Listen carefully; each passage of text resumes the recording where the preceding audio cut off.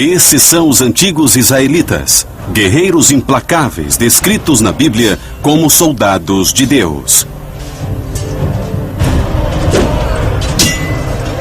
Eles são ferozes, determinados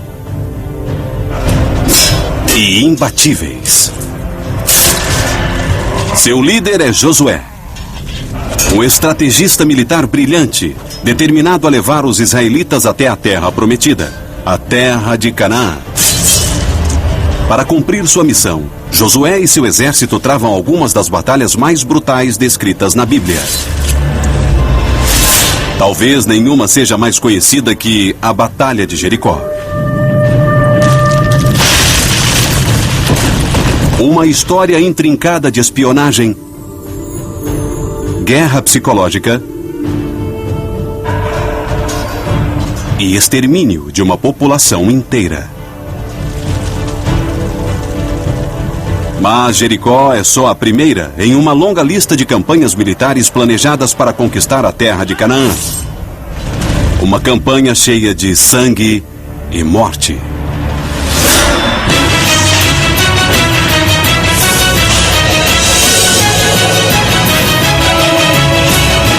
Batalhas antes de Cristo.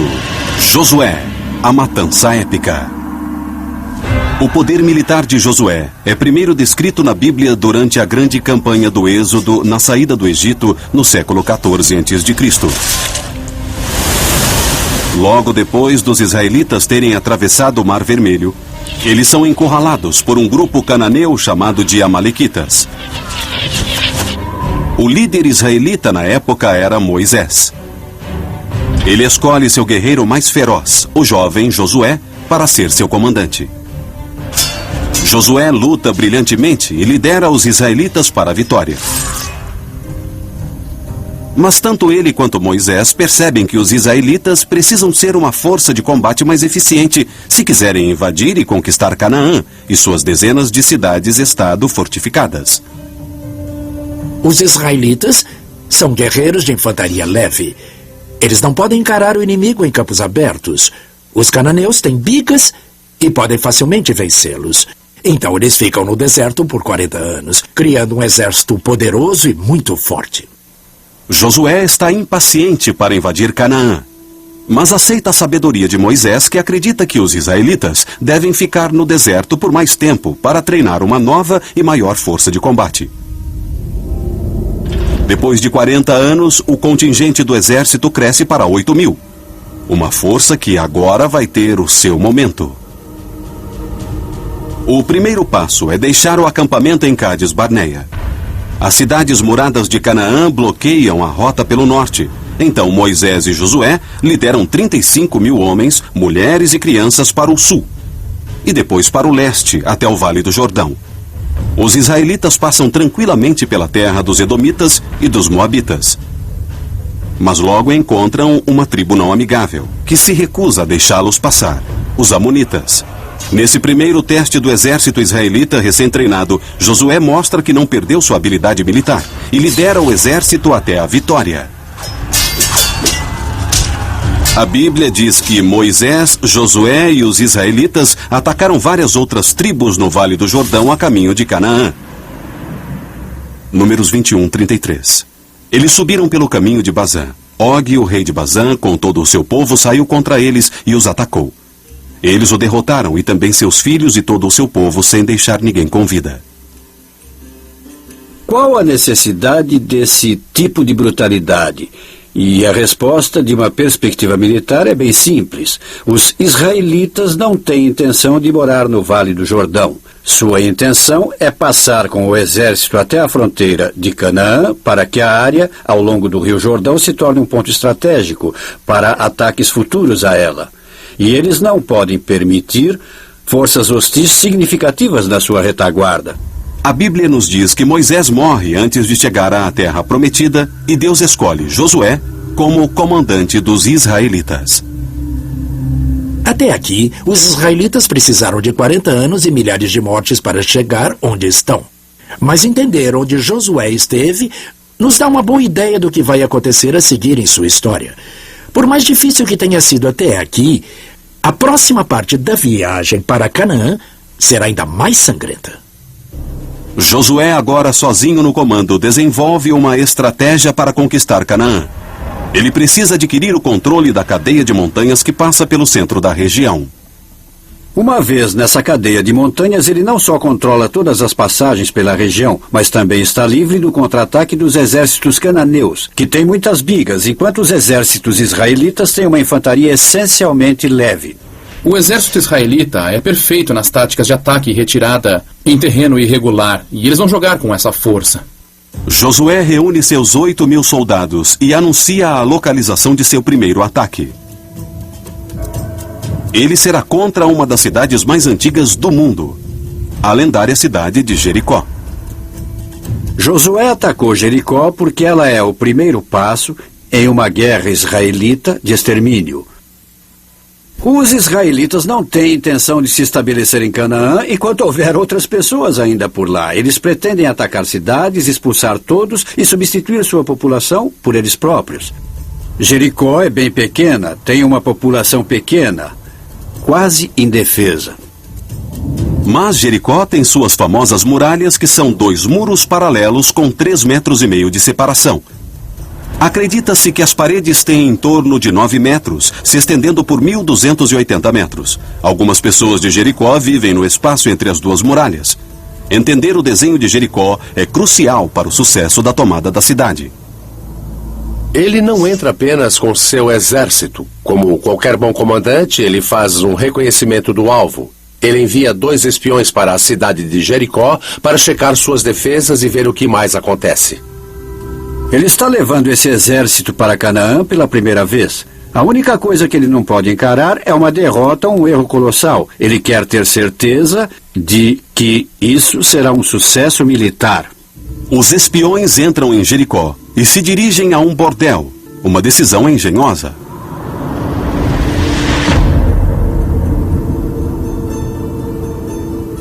A escolha de uma pensão ou uma casa de prostituição é absolutamente brilhante. É uma cidade pequena, os estranhos são imediatamente reconhecidos.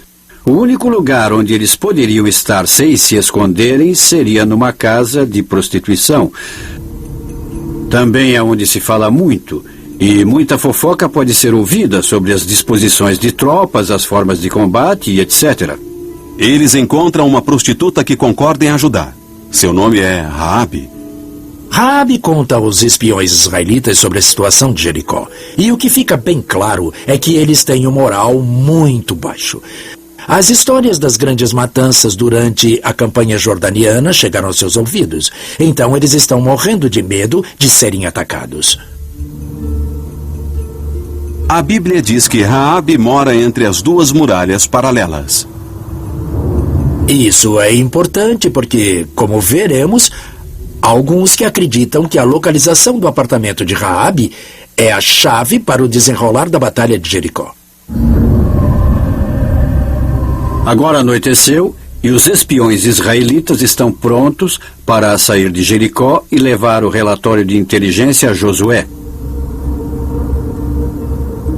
Mas seu disfarce é descoberto. O serviço de inteligência do rei de Jericó descobre que espiões israelitas estão na cidade e os rastreia até o apartamento de Raabe. Eles exigem que ela entregue os 2 espiões israelitas. De acordo com a Bíblia, Raabe acoberta os israelitas. De fato, esses homens vieram aqui, mas eu não sabia de onde eram. À noite, ao fecharem a porta da cidade, eles foram embora, não sei para onde. Vão atrás deles. Certamente os alcançarão. Parece que eles ficam satisfeitos com essa explicação. Imagine-se que eles fariam uma busca, mas dada a profissão de Raabe, ela devia ser bastante persuasiva. Então, onde estariam os espiões? A Bíblia diz que ela os escondeu no telhado. Cobertos pela noite, os espiões escapam da cidade e voltam para Josué. Mas antes de irem, eles dizem a Raabe: por ter nos ajudado, quando houver o ataque à cidade, queremos que você e sua família sejam poupados. E para sabermos que essa é a sua casa, pegue um cordão vermelho, amarre na janela e nenhum mal acontecerá a você ou à sua família.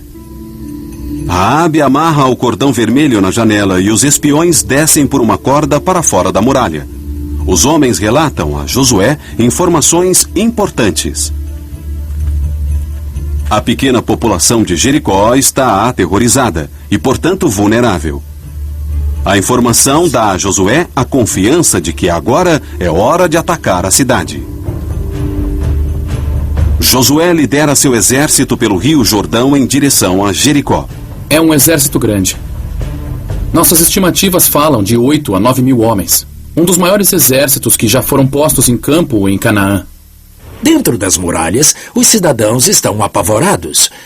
Aí vem o exército que eles sabem que matou todo mundo a caminho do Vale do Jordão. Jericó é uma cidade pequena de apenas 3 hectares, praticamente o tamanho de 8 campos de futebol americano. Para estimar a população da antiga Jericó, baseado em referências, os historiadores falam em 830 habitantes por hectare urbanizado. Isso vezes uns 8,5 hectares e você chega a uma população de aproximadamente 2.500 mais ou menos. Uns 20% disso pode ter se reunido para defender a cidade. As muralhas têm 1,5 km de circunferência. Então você tem um exército lá fora de 8 a 9 mil homens, cercando uma cidade que não chega a ter 500 soldados dentro das muralhas. É quase 1 para cada 3 metros. O exército israelita pode cercar Jericó com 1 homem a cada metro por 6 vezes. Mas esse imenso exército não ataca. Durante 6 dias, Josué marcha com seus homens ao redor de Jericó. A descrição bíblica do plano soa como absurda. De acordo com ela, Yahvé diz a Josué que ele deve marchar em torno da cidade por 6 dias. De acordo com a Bíblia, no 7º dia, os israelitas deveriam soar suas trombetas ou trompas de batalha. E as muralhas deveriam cair, e todos conhecem a história sobre Josué na Batalha de Jericó e as muralhas que caem. Josué disse ao povo: gritem, porque o Senhor entregou a cidade a vocês. Ao ouvir o toque da trombeta, o povo gritou alto e a muralha caiu. Os homens entraram e tomaram a cidade. As muralhas caíram e as defesas de Jericó também. É um milagre ou há uma outra explicação? As muralhas de Jericó ruíram.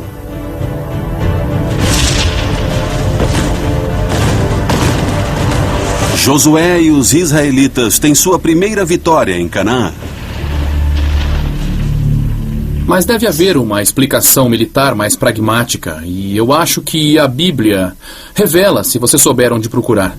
O segredo é Raabe, a prostituta. Lembra como os espiões israelitas saem da casa de Raabe? Raabe permite que eles desçam numa corda que ela tem. Eles também pediram que ela amarrasse um cordão vermelho na sua janela. O motivo seria para que o exército israelita reconhecesse que aquela era sua casa e que nenhum mal lhe acontecesse. Mas depois de estarem dentro das muralhas da cidade, os soldados israelitas não poderiam ver o sinal, somente por fora. Agora você pergunta, o que significa um cordão vermelho pendurado em uma janela 2 ou 3 andares acima? Acho que essa é a resposta sobre como as paredes caíram. O cordão vermelho pode ser um sinal, mas se o apartamento for visto de uma perspectiva militar, uma motivação completamente diferente fica clara. E se o cordão vermelho não estivesse lá para dizer, ei, não nos ataquem? E se fosse um convite para subirem? Quem disse que Raabe não pôs a mesma corda para fora da janela que os espiões usaram para descer, para que agora os soldados israelitas subissem por ela? O exército israelita cria o disfarce perfeito, com esses soldados marchando ao redor da cidade, soprando ruidosamente suas trombetas de batalha. Enquanto houvesse o barulho, ficava fácil que 8, 10, 12 homens por vez subissem pela corda até o apartamento indicado pelo cordão vermelho e se escondessem dentro dele ou no teto. Durante 6 dias, 10 homens de cada vez seriam uns 50 ou 60 homens agora dentro da muralha. No 7º dia, o exército ainda marcha em torno da cidade. Josué dá o comando e, mais uma vez, os israelitas sopram suas trombetas. Apenas uma última vez. Que barulho era esse? Provavelmente um sinal para os homens das operações especiais, e o que eles devem ter feito foi sair rapidamente. E atacaram o seu alvo por dentro, abriram o portão e as muralhas caíram. Por ter mais homens do lado de fora em relação aos cidadãos de dentro, eles poderiam facilmente derrubar uma parte da muralha. Isso pode ter facilitado que soldados israelitas subissem no topo e as muralhas, metaforicamente falando, começassem a ruir. Com a cidade nas mãos de Josué, o que ele fez a seguir realmente horroriza pessoas que leem a Bíblia. Ele executou toda a cidade à espada.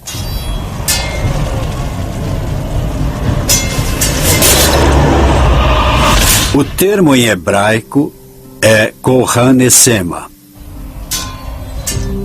Se aproximar da cidade e matar tudo que tiver vida. O massacre é corpo a corpo.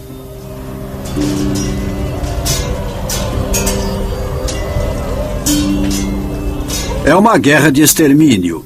Josué envia um recado a outros reis de Canaã. Esse é seu destino se não forem embora.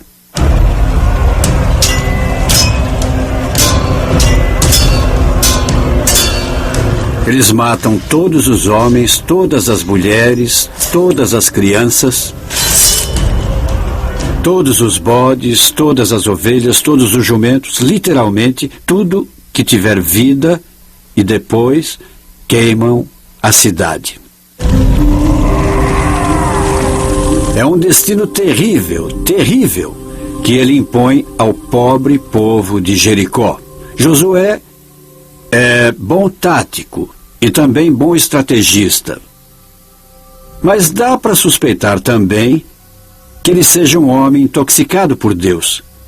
Ele está disposto a impor esse horror a uma população completamente inocente para alcançar objetivos não só militares, mas talvez para alcançar a promessa de Yahvé, de que você deve ir à terra de Canaã e tomar as cidades que eu deixei a vocês como herança. E o preço da herança, em termos humanos, é muito alto. Mas o derramamento de sangue só começou. Josué destruiu Jericó principalmente por motivos psicológicos. Seu próximo alvo será estratégico. A cidade de Betel, 16 quilômetros ao norte da moderna Jerusalém, controla uma importante passagem para dentro das montanhas. Daqui, Josué pode começar a controlar a área central da montanha de Canaã. Betel representa um dos poucos lugares na montanha onde uma força invasora pode se consolidar. Então eles precisam dessa passagem para que Josué possa pôr o resto de sua estratégia em andamento, podendo se mover pelas próprias montanhas em ambas as direções e neutralizar todas as cidades cananeias. Antes dos 8.000 homens de Josué seguirem adiante, ele envia uma pequena força de reconhecimento a Betel. No caminho, eles passam pelas ruínas de uma cidade chamada Ai. Ai foi uma cidade altamente fortificada uns 1000 anos antes. Mas durante o período de Josué, ela estava em ruínas. A ruína tem um importante papel na próxima fase da conquista de Josué. A equipe de reconhecimento de Josué afirma que Betel e Ai serão facilmente vencidas. Eles aconselham que ele não envie todo o exército lá em cima na ruína, porque não há necessidade. Confiando na informação, Josué envia apenas um pequeno grupo de aproximadamente 600 homens até Ai. Ele não faz ideia de que o exército de Betel está escondido nas ruínas. Em Ai, Josué comete um dos seus poucos erros. A função do pelotão de reconhecimento é relatar a situação no local e não dar sugestões operacionais. Enquanto o resto do pelotão fica de fora, uma pequena equipe de reconhecimento entra nas ruínas.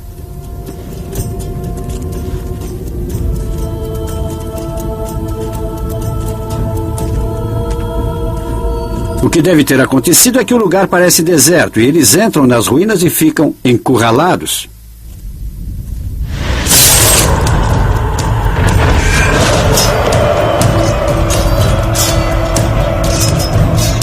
A maior parte da equipe de reconhecimento é morta. O resto do pelotão israelita fora das ruínas entra em pânico e parte em retirada. A armadilha em Ai se torna a primeira derrota de Josué. A vitória de Josué em Jericó é neutralizada em Ai, onde os israelitas sofrem sua primeira derrota desde que invadiram Canaã.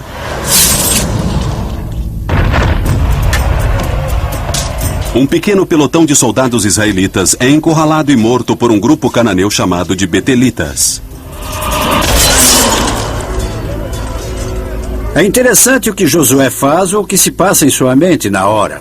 Ele está preocupado. Não tanto com a pequena derrota no campo de batalha, mas está mais preocupado com o efeito disso na psicologia dos cananeus. Ele tinha destruído a cidade de Jericó para espalhar uma onda de terror pelas cidades cananeias, e agora suas próprias forças foram vencidas.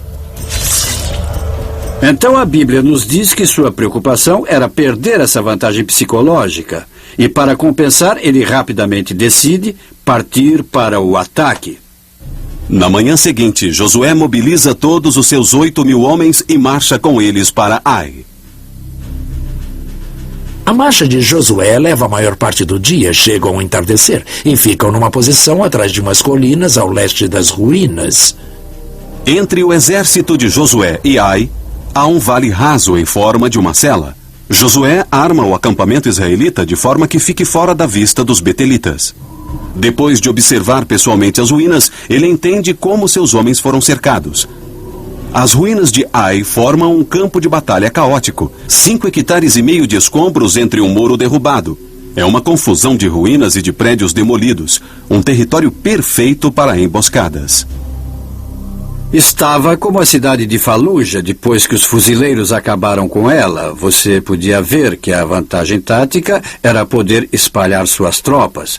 Até mesmo um pequeno número de soldados naquele meio urbano, onde eles poderiam tirar vantagem dos escombros. Isso significa que seu adversário não pode dispor seu contingente em batalha como pode em campo aberto. Ele tem que se afunilar em pequenos corredores, onde estariam sujeitos ao combate corpo a corpo. Josué põe um novo plano em andamento. Um plano que mostra seu brilhantismo tático. Será uma farsa que levará os betelitas a cometerem um disparate militar.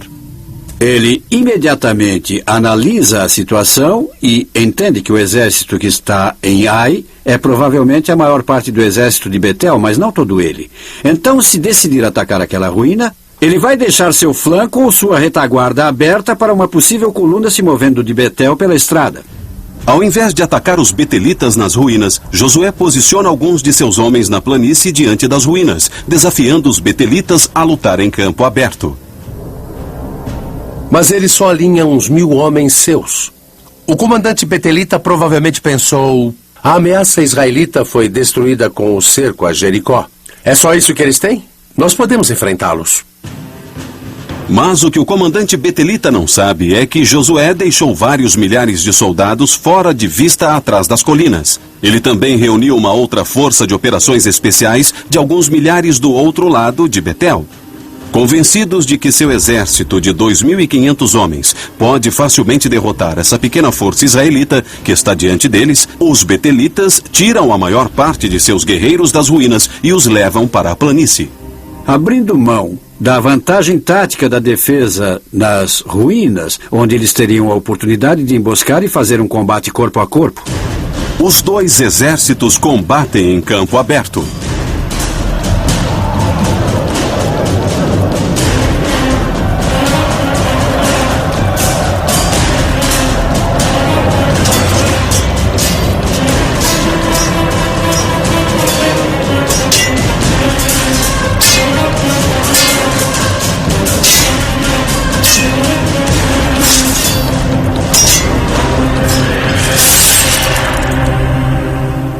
sangue, os pelos e os olhos se misturam e a batalha é feroz.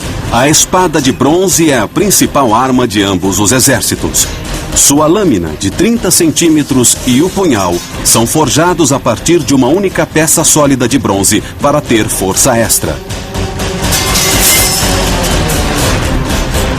Ambos também carregam lanças de madeira de 1,80 m de comprimento.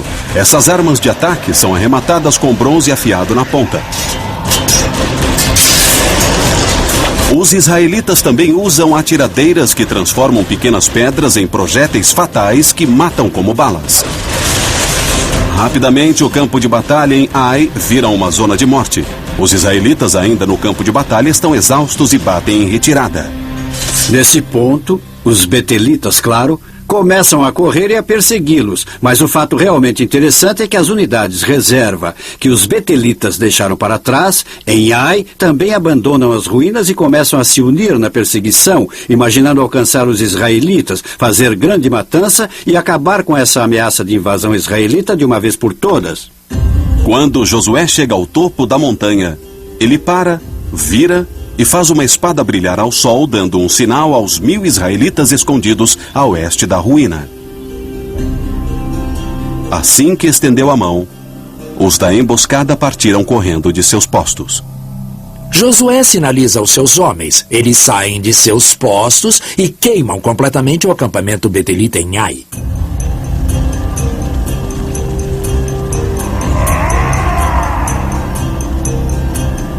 Agora, os betelitas em terreno aberto olham para trás e seu acampamento está em chamas. Eles percebem que também foram pegos por trás. Mas Josué não terminou. Ele dá outro sinal. Dessa vez para o grupo principal de seu exército, por volta de 5.000 soldados. Eles esperavam atrás da serra. Dá para imaginar o terror dos soldados betelitas quando, de repente, um grupo enorme de 4 a 5 mil soldados que estavam escondidos até então aparece nos limites do vale e começam a lutar junto com as forças de Josué, que se viraram, se reuniram e começaram a atacar para baixo. Os betelitas são capturados entre duas forças israelitas. Sendo apenas 1/3 do contingente inimigo, os betelitas são encurralados e mortos.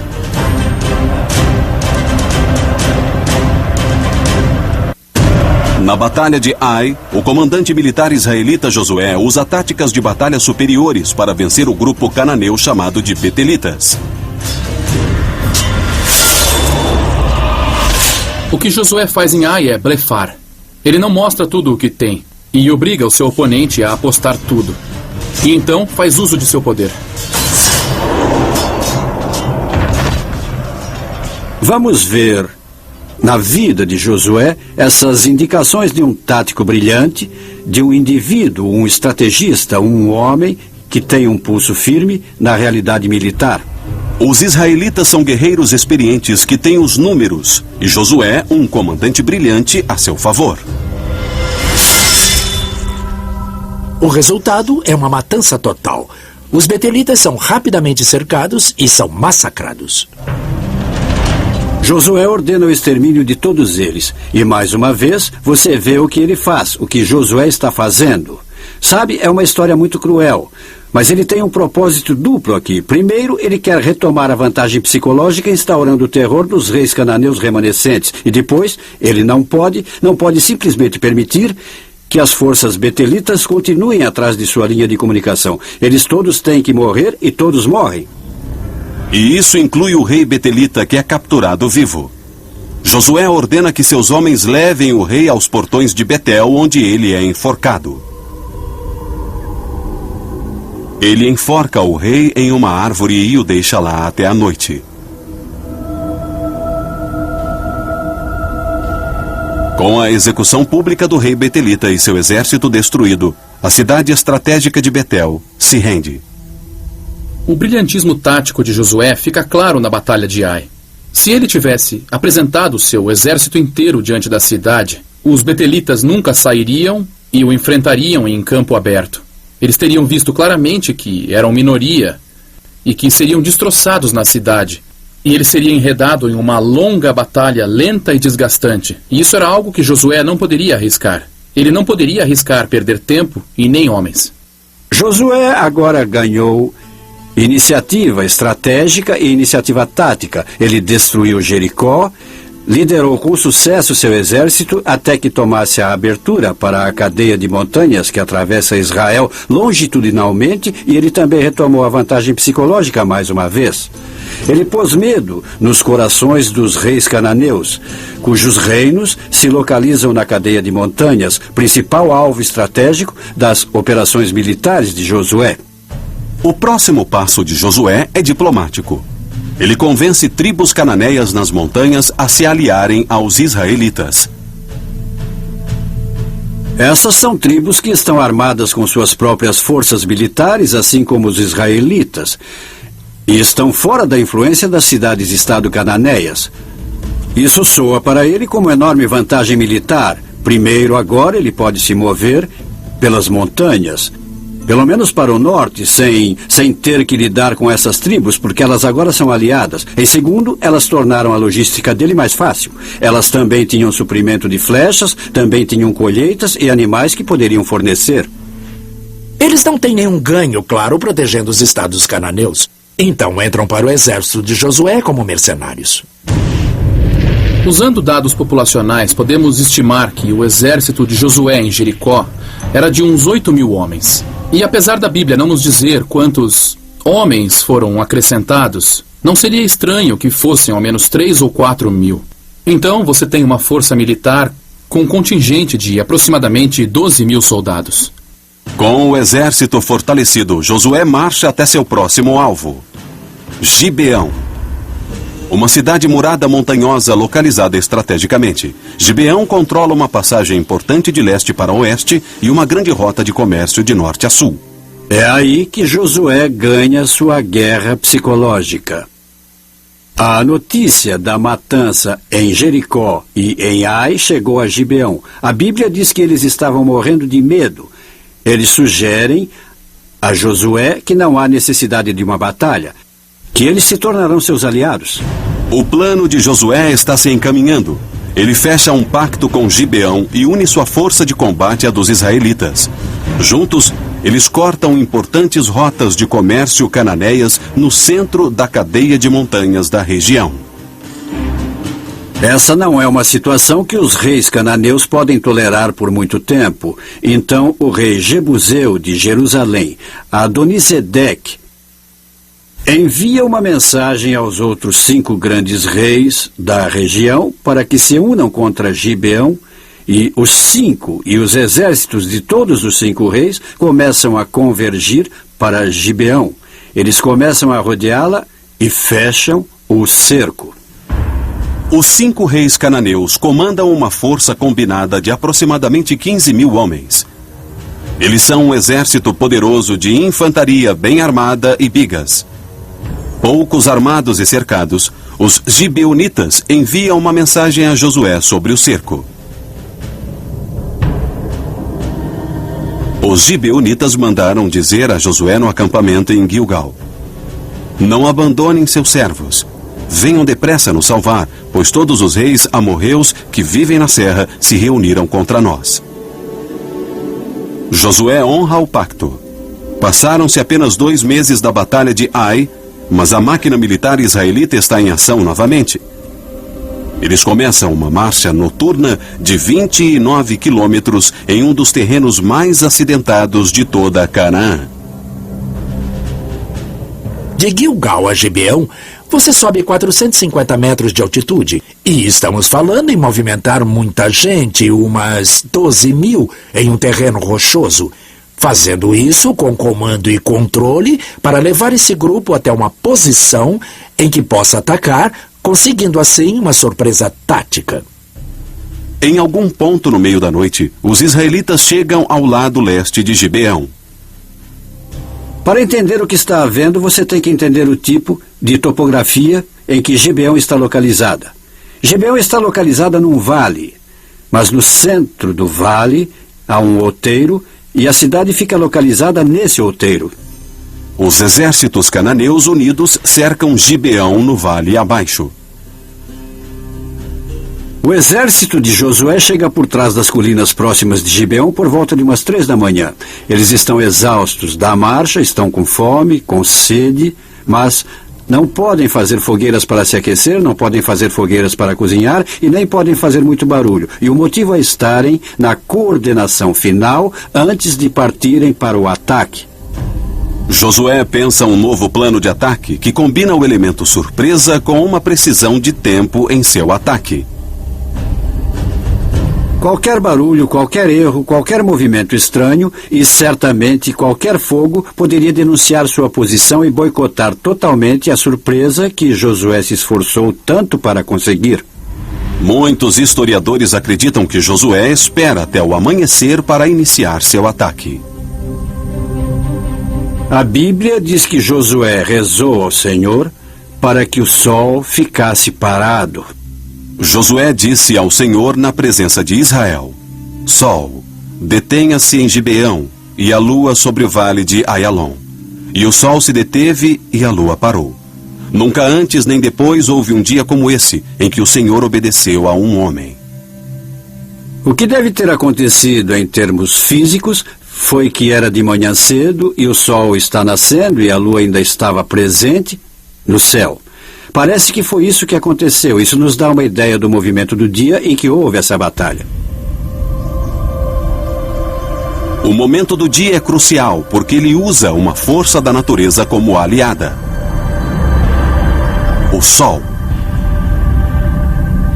Josué lidera esse exército para cima do outeiro e ataca o outeiro abaixo com o sol em suas costas. Ele toma os exércitos cananeus que ainda estão no acampamento tomando seu café, ainda em suas tendas, meio sonolentos, e eles são massacrados. A carnificina começa.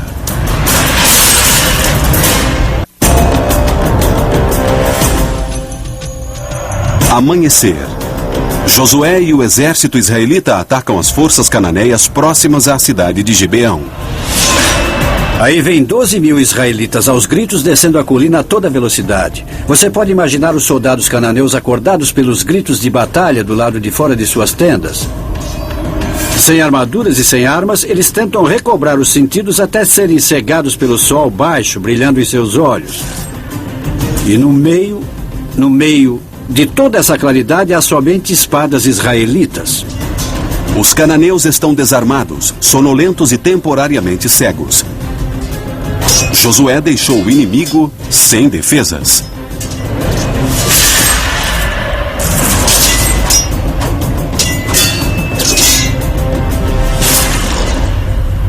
Vemos de novo seu conhecimento do terreno e sua tática. As montanhas rodeiam toda Gibeão. Josué poderia ter colocado seu exército em qualquer lugar, mas colocou numa posição em que, quando o sol nascesse de manhã, ele pudesse estar nas suas costas. E ele atacou um inimigo que ainda não comeu e nem acordou totalmente, tirando vantagem do terreno, da geografia e até do movimento do sol, transformando tudo em vantagem para seu objetivo tático. É uma matança fácil. Os que não foram mortos, fugiram. Mas não há escapatória. Os israelitas caçaram todos, determinados a não deixar sobreviventes. O que Josué tem em mente é nada menos que o extermínio do exército de uma das mais poderosas cidades-estados em toda Canaã. Eles não devem sobreviver por mais um dia. Eles continuam caçando e perseguindo os cananeus que fugiram em todas as direções até o pôr do sol. Depois descansam naquela noite, levantam logo ao amanhecer e continuam a perseguição.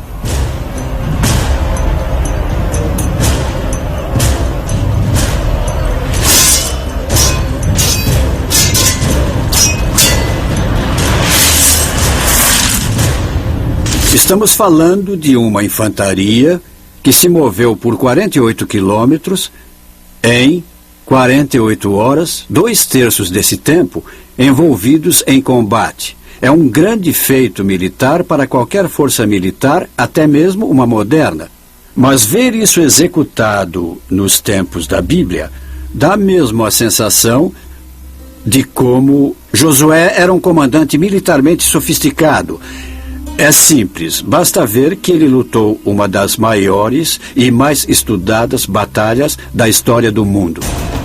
É uma vitória estratégica crucial para os israelitas e um momento decisivo na invasão de Josué a Canaã.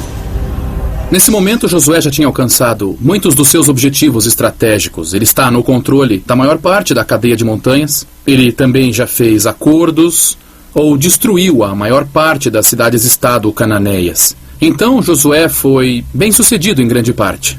De acordo com a Bíblia, Josué continua vencendo dezenas de reinos cananeus, mas não consegue capturar toda a terra prometida. No fim das contas, sabemos que Josué simplesmente não consegue reunir todas as forças que poderiam trazer a conquista completa de Canaã e sua colonização pelos israelitas. O resultado é que, como a Bíblia conta essa história, Josué nunca conseguiu fazer isso e assim morreu na amargura. No final de sua vida, Josué se aposenta do combate e cai no anonimato. Ele foi enterrado sozinho num lugar que, traduzido do hebraico, significa Montanha da Ira, e diz a Bíblia que ninguém foi ao seu funeral. Esse é um final inesperado para um dos maiores comandantes da história. Mais de 300 anos depois, a conquista sangrenta da terra prometida por Josué, e particularmente a Batalha de Jericó, continuou sendo uma das histórias mais populares da Bíblia. Há uma certa mitologia sobre Jericó. Ela tem todos os elementos de uma grande aventura. Há espiões, guerra psicológica, estratégia, suspense e, claro, violência. E isso fica mesmo em você. A história de Jericó ficou marcada na consciência humana. Quando você pensa na matança de uma população civil, supostamente com a bênção de Deus, algumas questões são levantadas sobre o que isso demonstra a respeito da Bíblia. As estratégias militares de Josué, de cerco e guerra psicológica, ecoaram através da história.